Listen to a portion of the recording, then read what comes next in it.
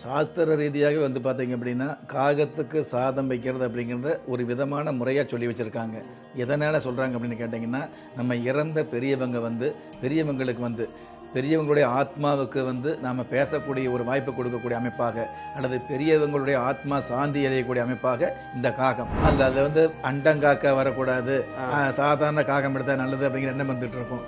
பறவைகளை பொறுத்தளவுக்கு எந்த பறவையாக இருந்தாலும் அந்த பறவைக்கு, அதாவது காகம் சாதம் எடுக்குது அப்படிங்கிறது நல்ல விஷயமா தான் இருந்துட்டு இருக்கும். அதில் இந்த காகம் தான் எடுக்கணும், இந்த காகம் எடுத்தால் ஆகாது அப்படிங்கிற மாதிரியான விஷயத்தை சாஸ்திரம் சொல்ல கிடையாது. ஒன்று, அந்த காகத்தின் மேலே பட்ட காற்று உங்களுக்கு படுது இல்லையா, அப்படி படும் பொழுது உங்களை அறியாமலேயே உங்களுக்கு பொறுமை அப்படிங்கிற விஷயத்தை கொடுக்கக்கூடிய அமைப்பும் இந்த காகத்தின் மூலமாக இருக்குது அப்படிங்கிறது.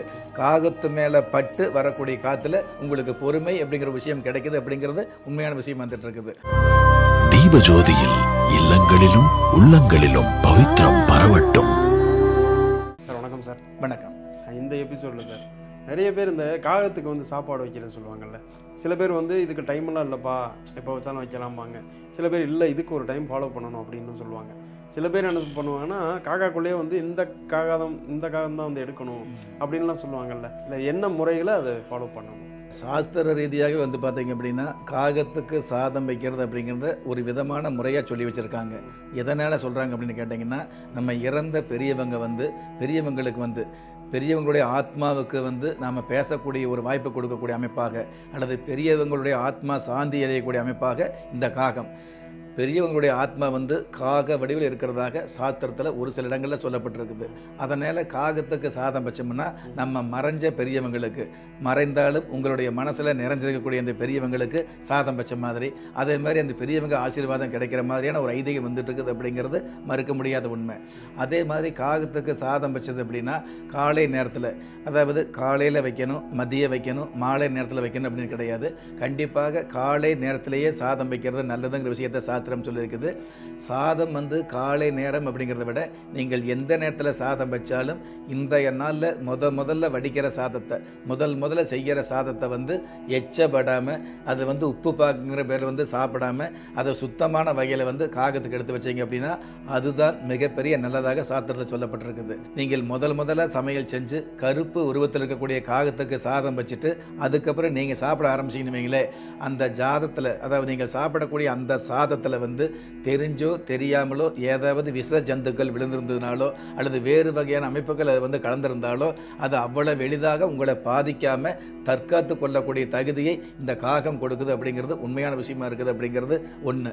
நம்ம நிறைய பேர் என்ன பண்ணுறோம், காகத்துக்கு சாதம் வச்சா யோகம் வரும் அப்படின்னு எதிர்பார்த்துக்கிட்டு அந்த காகத்துக்கு சாதம் வைக்கும் பொழுதே யோகத்தை நினச்சி வைக்கிறோம். அந்த மாதிரி இல்லாமல் நீங்கள் சுத்தமான சாதம் செஞ்சு முதல்ல காகத்துக்கு படைச்சிட்டு அதுக்கப்புறம் நீங்கள் உங்களுடைய வீட்டில் அந்த பரிமாறக்கூடிய அல்லது சாப்பிடக்கூடிய வழக்கத்தை ஏற்படுத்திக்கிறது பொதுவாகவே இந்த சாஸ்திர ரீதியான வகையில் ஒரு நல்ல விஷயமாக சொல்லப்பட்டிருக்குது. இதை தான் கேட்க வந்தேன். இப்போ இதில் குறிப்பிட்ட சில சொல்லுவாங்க, இல்லைப்பா இந்த டைப்பான காகம் வந்தால் தான் எடுக்கணும், இந்த டைப்பானது விரட்டி விட்டுறணும் அப்படின்லாம் சொல்லுவாங்கல்ல. அல்ல, அதில் அண்டங்காக்க வரக்கூடாது, சாதாரண காகம் எடுத்தால் நல்லது அப்படிங்கிற எண்ணம் வந்துட்டு இருக்கும். பறவைகளை பொறுத்தளவுக்கு எந்த பறவையாக இருந்தாலும் அந்த பறவைக்கு, அதாவது காகம் சாதம் எடுக்குது அப்படிங்கிறது நல்ல விஷயமா தான் இருந்துட்டு இருக்கும். அதில் இந்த காகம் தான் எடுக்கணும், இந்த காகம் எடுத்தால் ஆகாது அப்படிங்கிற மாதிரியான விஷயத்தை சாஸ்திரம் சொல்ல கிடையாது. ஒன்று, இதில் காகம் மட்டுமல்ல, புறா இருந்துட்டு இருக்குது, குருவி இருந்துட்டு இருக்குது, இந்த மாதிரி பல்வேறு பறவைகளுக்கு ஏதாவது ஒரு ஆகாரம் கொடுக்கக்கூடிய, நீங்கள் ஆகாரம் கொடுத்தது அப்படின்னா உங்களுக்கு நல்லது தான். நீங்கள் ஆகாரம் கொடுக்காமல் இருந்தால் கூட மாடியில் அப்பளம் காய போடும்போது அதுவே எடுத்துக்கணுங்கிற விஷயத்தையும் நமக்கு சாஸ்திரம் சொல்லி வச்சிருக்குது. எது எப்படி இருந்தாலும் நீங்களாகவே முன் ஒரு சில விஷயங்களை தானமாக செய்யக்கூடிய வழக்கத்தை வச்சுக்கிட்டீங்க அப்படின்னா அது நல்லதாக இருக்கும் அப்படிங்கிற விஷயத்தை சாஸ்திரம் சொல்லியிருக்கு. ஓகே, நிறைய பேர் நிறைய விதமாக சொல்கிறாங்க. உண்மையிலே அந்த காகம் சாப்பாடு வைக்கிறதுக்கு பின்னாடி இதுதான் இருக்கா, இல்லை பெரிய எதுவும் சயின்ஸ் எதுவும் இருக்கா? இல்லை, பொதுவாகவே காகத்துக்கு சாதம் வைக்கலாங்கிற விஷயத்தை விஞ்ஞானம் சொல்லி வச்சிருந்தாலும் விஞ்ஞான ரீதியாக பார்த்தீங்கன்னா இந்த காகத்தினுடைய உடம்புல சனி பகவானுடைய ஆதிக்கம் அதிகமாக இருக்கிறதாக சாஸ்திரம் சொல்லியிருக்கு. அப்போ இந்த காகத்தை நம்ம அருகாமையில் வரும் பொழுது இந்த காகத்துக்கு அருகில், அதாவது சாதாரணமாக காகம் வீட்டில் வளர்த்த முடியாது, நம்மளோடு சேர்ந்து இருக்காது. ஆனால் அந்த காகத்துக்கு சாதம் வைக்கங்கிற பேரில் நீங்கள் சாதம் வச்சிங்க அப்படின்னா அது அடிக்கடி அல்லது அன்றாடம் எடுக்கும் பொழுது அந்த காகத்தின் மேலே பட்ட காற்று உங்களுக்கு படுது இல்லையா, அப்படி படும் பொழுது உங்களை அறியாமலேயே உங்களுக்கு பொறுமை அப்படிங்கிற விஷயத்தை கொடுக்கக்கூடிய அமைப்பும் இந்த காகத்தின் மூலமாக இருக்குது அப்படிங்கிறது. காகத்து மேலே பட்டு வரக்கூடிய காற்றுல உங்களுக்கு பொறுமை அப்படிங்கிற விஷயம் கிடைக்குது அப்படிங்கிறது உண்மையான விஷயம் வந்துட்டு இருக்குது. அப்போ அந்த வகையில் நம்ம எவ்வளவுதான் வசதி இருந்தாலும், செல்வம் இருந்தாலும், பணம் இருந்தாலும், அதிகாரம் இருந்தாலும், ஒரு சில நேரங்களில் பொறுமையை கடைபிடிக்கிற விஷயம் இருக்கும் இல்லையா?